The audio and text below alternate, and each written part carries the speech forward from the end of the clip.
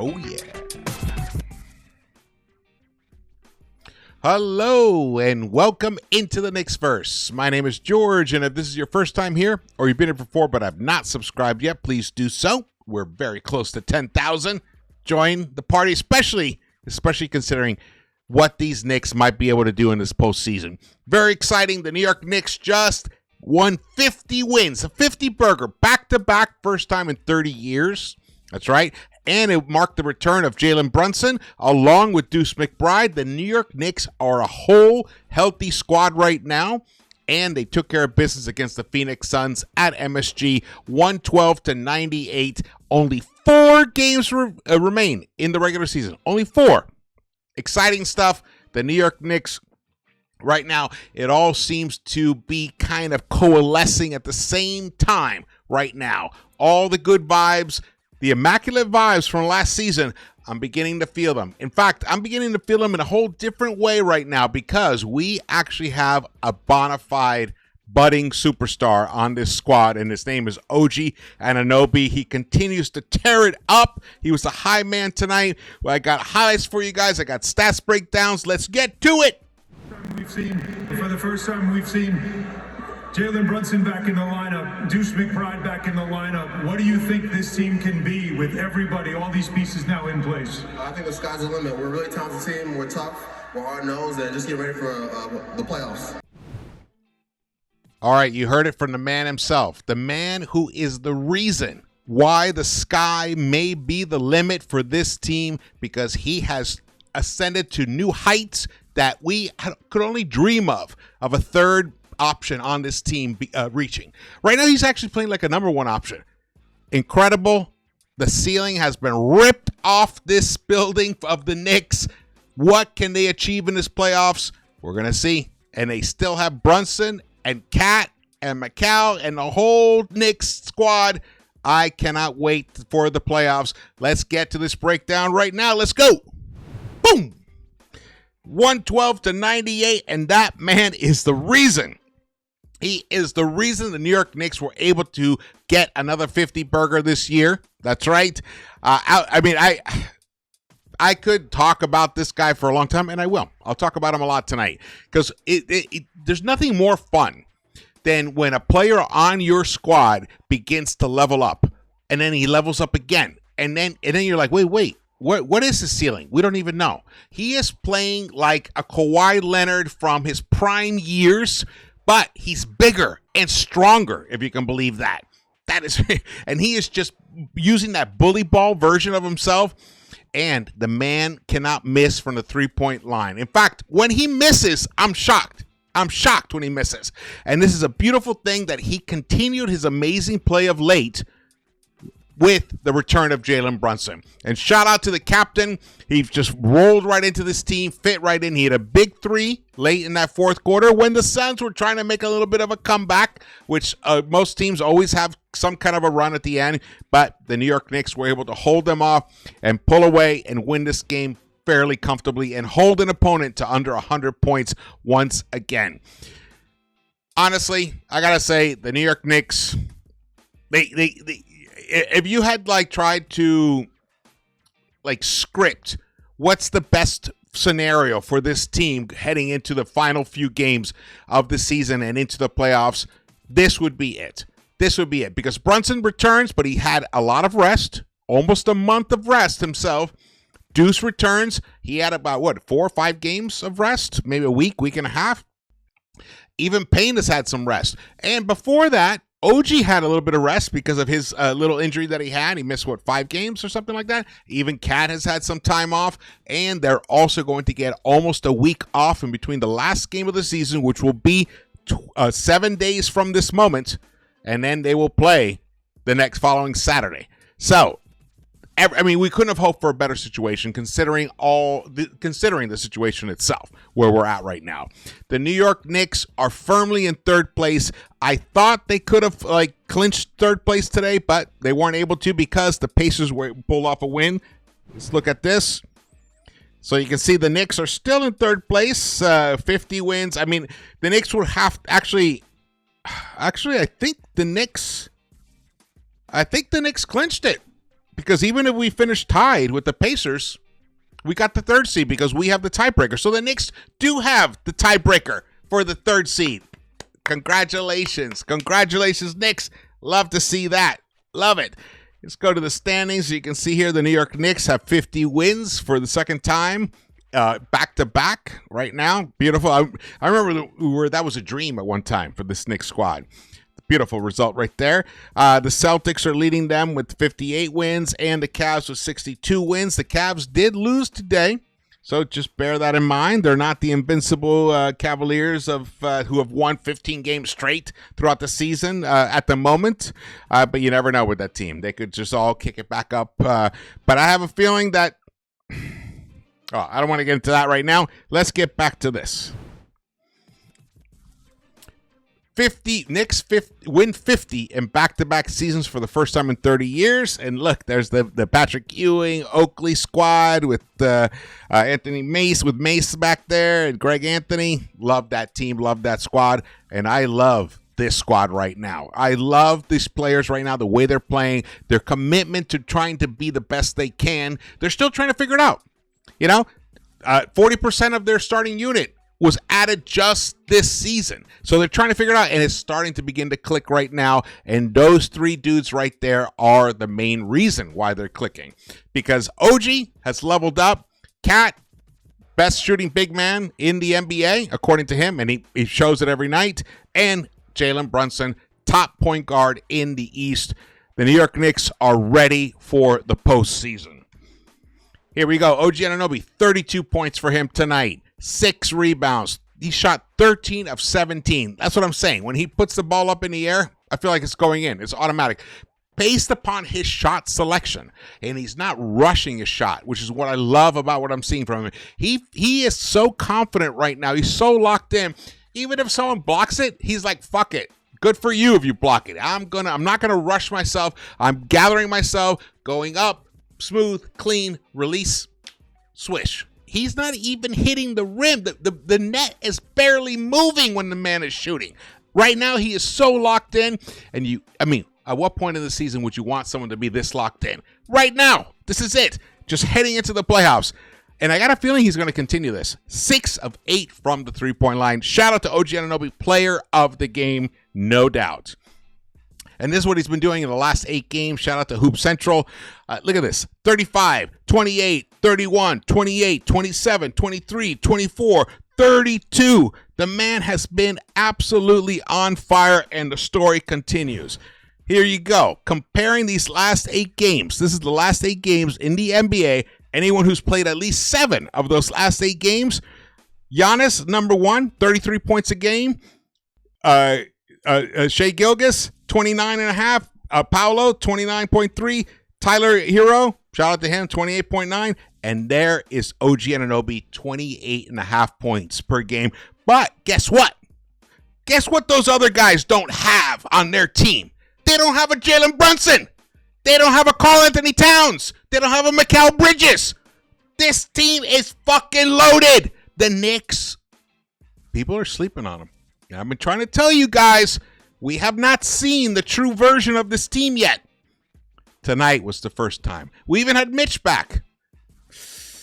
Man, am I excited. I am so excited, but I'm going to try to tone it down a tiny bit. Tone it down a tiny bit. But look at that. Stats don't lie.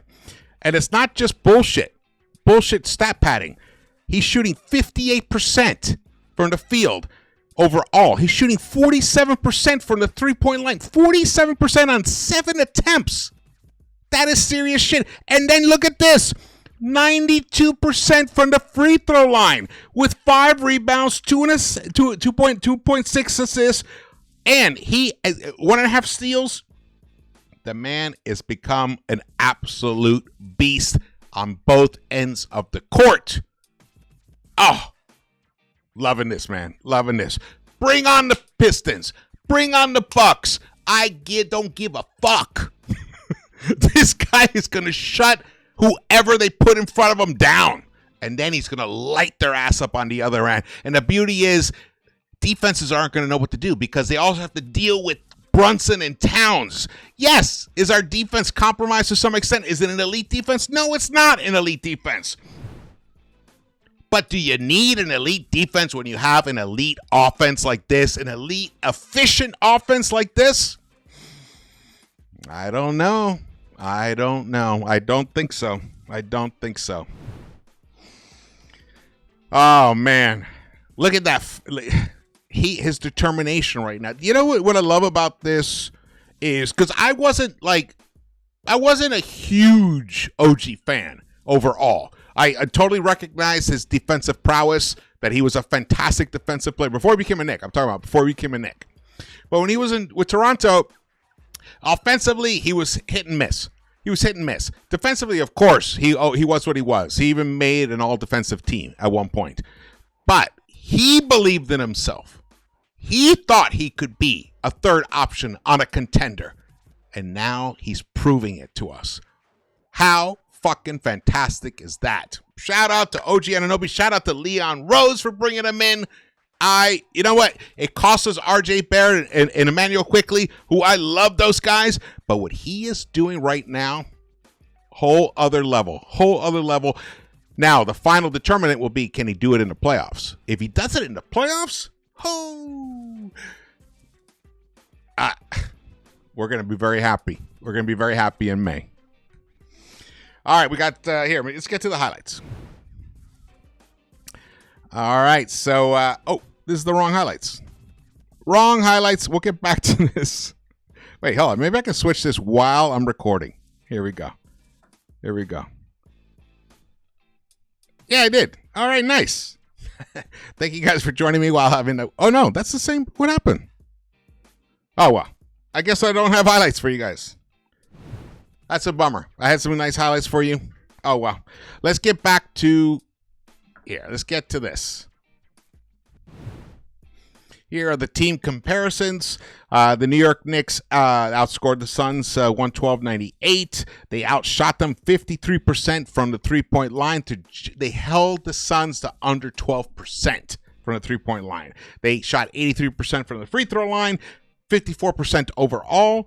The Suns shot 42%. Turnovers, still 14, still a little bit high-ish. I want these Knicks to really start controlling that ball, not coughing it up as much. I'm talking to you, Josh Hart, and to Karl Anthony Towns.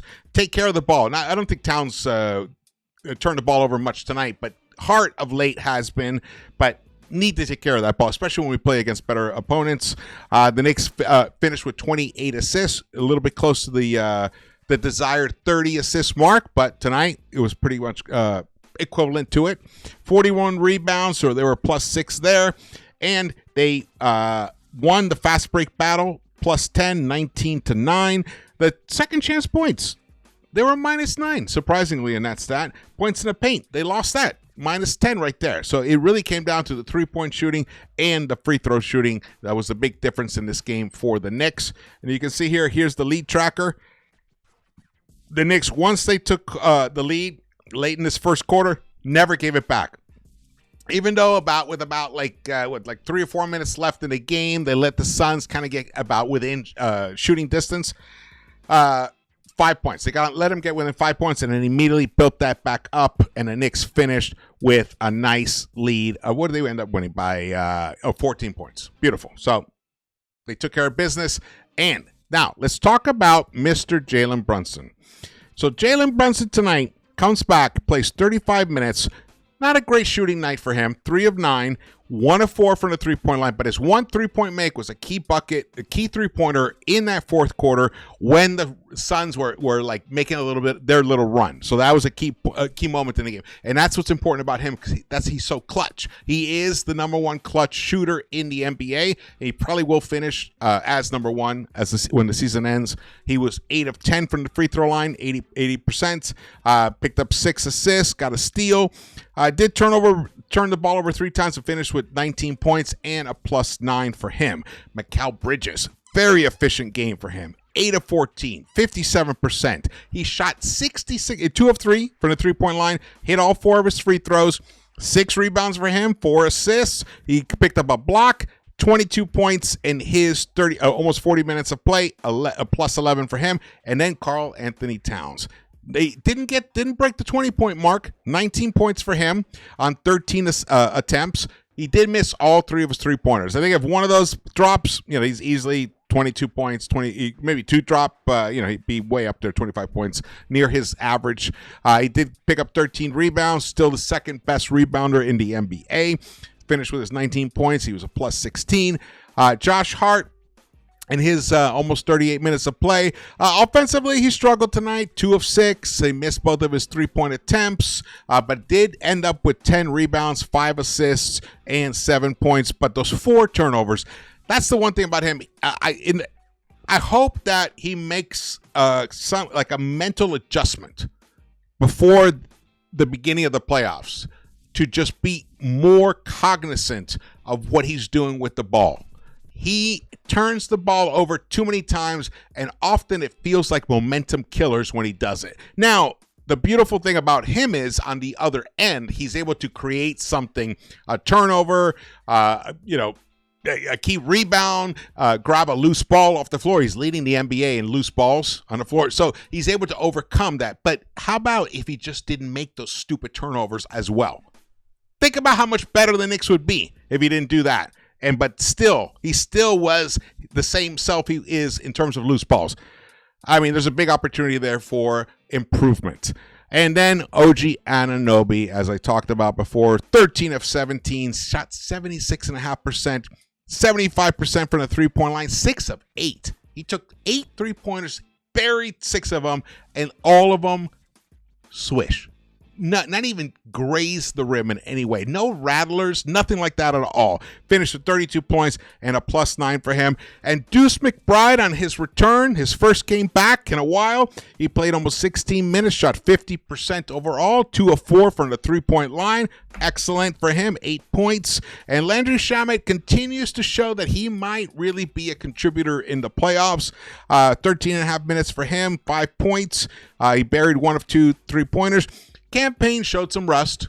This is going to be natural. Rust that Deuce didn't show. Well, Deuce is a better natural shooter than Cam, so that's to be expected. I hope Cam can shake off that rust, or else DeLon Wright is just waiting right there. DeLon Wright proved in those 7 or 8 games that he was a starter, that he deserves. Look, if Campaign falters, DeLon can step right in, and that's where we're at right now. No Precious tonight. And I think this might be indicative of what we're going to see in the playoffs right here. This might actually be right here, except for Payne being swapped out for DeLon Wright in certain situations. This might be the actual rotation for the playoffs for the New York Knicks. All right. What do I want to show you? Okay, let's show you this. Let's show you the Suns. So the Suns... they started Dunn, O'Neal, Nick Richards, who would have been a nice backup for the Knicks, Bradley Beal, and Devin Booker. Booker just went crazy in this game, finished with 40 points. He shot 55%, but only 2 of 7 from the 3-point line. And let me tell you, as a guard in the NBA, if you cannot hit the 3-pointer consistently at a high volume, you're hurting your team. So that's what's happening here. However, all that said, can you imagine Devin Booker alongside Jalen Brunson in the backcourt at some point in the future? Whoa. That would be like unstoppable. I would easily say that would be the most unstoppable backcourt in the NBA if you paired those two together. I know there's all this KD talk, but that would be an interesting backcourt pairing right there. All right, let's get back to this. All right. My apologies for not having the highlights set up for you. I don't know. Something happened. It's a bummer. Plus 11 for Macau. Plus 9 for OG. We talked about this already. Okay. Let's keep going. Keep going. All right. Here are the team stats, team comparisons. The points conceded off turnovers. Pretty even. Even though the Knicks committed 3 more turnovers than the Phoenix Suns, the points conceded off was a wash right there. Fast break points, 19-9 for the Knicks, and that's great. Easy. The more easy buckets you get on the fast break, and if you can like hit at a high clip on the 3-point line, that's a very unstoppable team. Now, the Knicks only attempted 28 3-pointers. I want to see 10 more than that, especially when you go into the playoffs. Maybe it's going to be like around like a happy medium. Let's say 34. Let's say 34, 35 3-point attempts. That's something that the Knicks will need to aspire to, especially in the playoffs. The rebounding, Knicks took care of business there on the boards. Though they were beat at the offensive glass, the Suns did get a lot of second chance opportunities there. They were a +9 in the offensive glass, but got destroyed on the defensive glass. Steals, they had 11. We only had 6. 3 blocks for both teams. And points in the paint, they owned that, but because they couldn't shoot from the 3-point line, so they had to feast somewhere. The New York Knicks once led by 19. The Suns only led by 2. That was the most that they led by. All right, man. This guy, guys, ladies, this is reminding me of, and I've mentioned it to you before, I'm going to actually put together a video that really crystallizes what I'm seeing here. I'm seeing a bit of that 99 Knicks team when Latrell Sprewell was added to this squad with Marcus Camby and Allen Houston. And that team, it took a while to figure their shit out, and then boom, went on a run because once it's not like Sprewell leveled up. He wasn't, because he already been at a high level before, but then when he came into the Knicks, it took a while to figure out, to develop the chemistry. Well, now the chemistry that is happening here with OG himself, with the other Knicks players, and the way they're finding each other, the way Macau and OG are finding each other on cuts to the basket. I'm loving this. They're going to be a tough matchup, despite their record against the top 3 teams in the NBA. Despite all that, because they haven't seen this version of the Knicks. It's happening now. It's like I always say, my baking analogy. You pull that cake out, 2/3 of the way into the time, it's gonna suck. But you wait the full 30 minutes or whatever the amount of time it is, it's gonna get a beautiful fluffy cake. Oh man, this is what's happening here. This is what's happening. I cannot wait for the playoffs. I see potential greatness. All right. Thank you guys for watching this. My name is George. Please subscribe. Hit the thumbs up button for me. And I will see you around the Knicks-Verse.